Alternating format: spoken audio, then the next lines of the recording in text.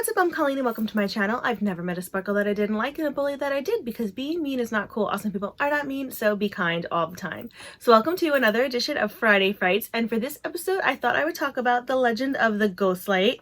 I was inspired to talk about this fun urban legend because I know I mentioned this before on my channel, but I work in the administration office at a dance school, and this week we are actually doing our recital. So we've been at the theater all week rehearsing, and as we leave every night, the ghost light is lit up on the stage. This is a picture of the ghost light at the theater that we are working at. I took this the other night as we were leaving.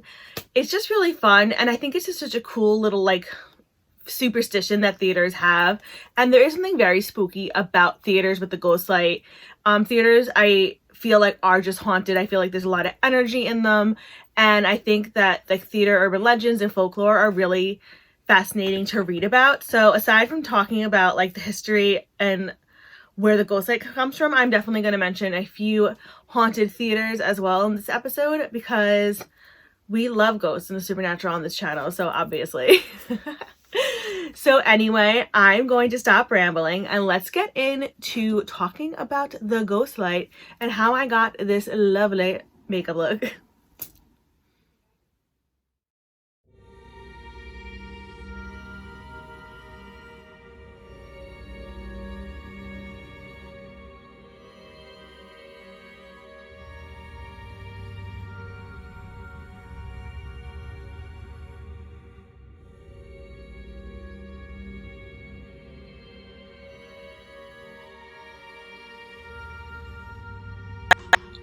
For a majority of theatergoers, lights are a vital part of the experience. Audience members eagerly wait for them to go down and then wait for them to go up again, so they know their show is over.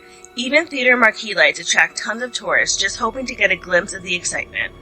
Yet for most of the cast and crew, the most atmospheric of all theater lights is a bare bulb called a ghost light. The ghost light is a single bulb light, usually a floor lamp, that's left on stage when all the work is done in the theater and everyone is leaving for the night. The logical explanation for the light being left on is to keep the theater lit up so no one comes in and stumbles off the stage and breaks their neck. But we aren't here to talk about the logical reason. On this channel, we enjoy the illogical, the paranormal, the superstitious, all that fun, crazy stuff.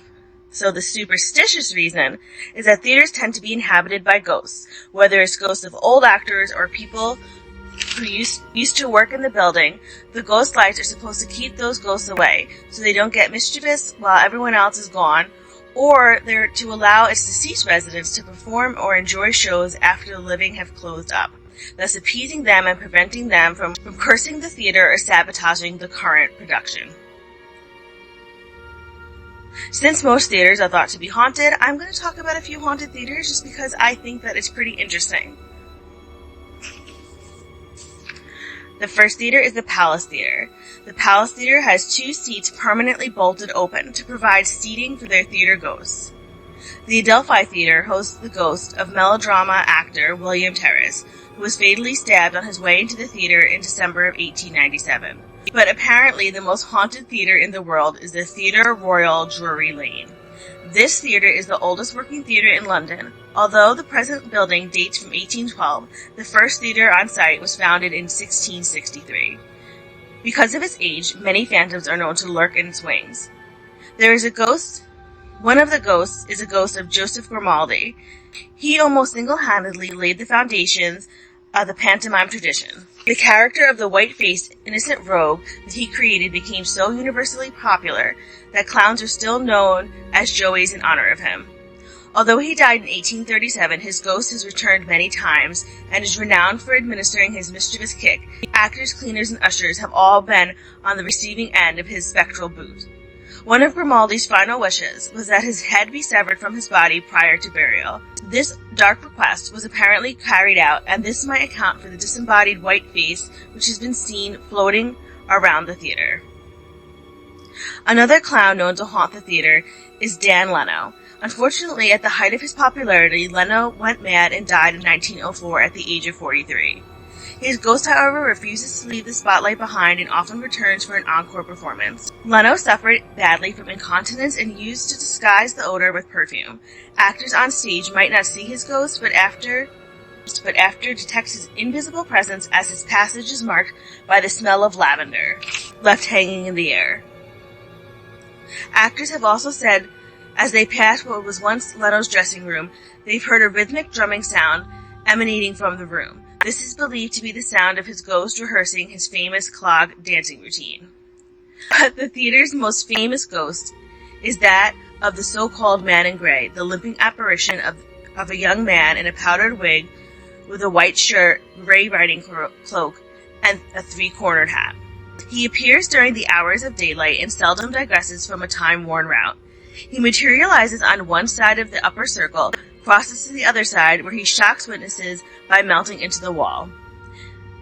The identity of the Man in Grey, unfortunately, still remains a mystery to this day.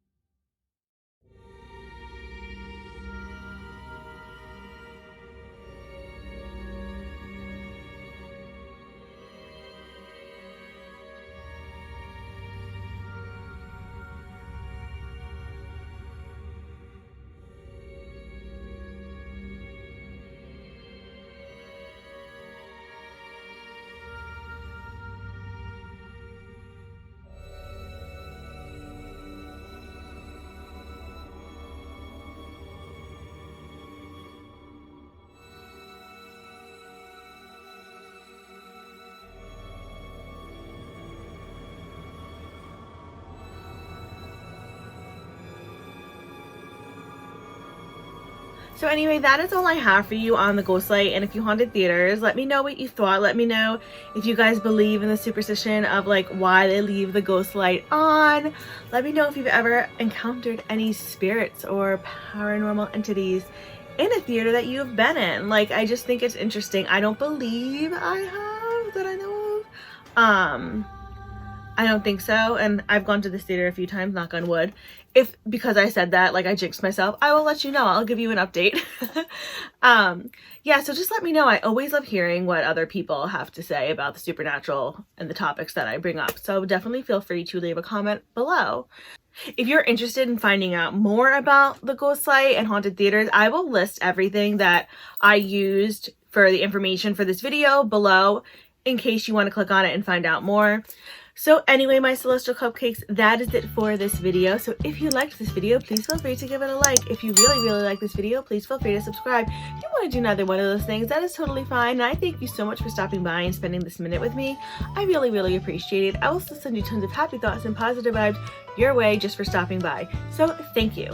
As always, I will have everything that I'm wearing on my face, as well as my Twitter and Instagram handles listed below in case you'd like to follow me there. I post pictures of looks that I do not film, as well as pictures of my pets because I think they are adorable.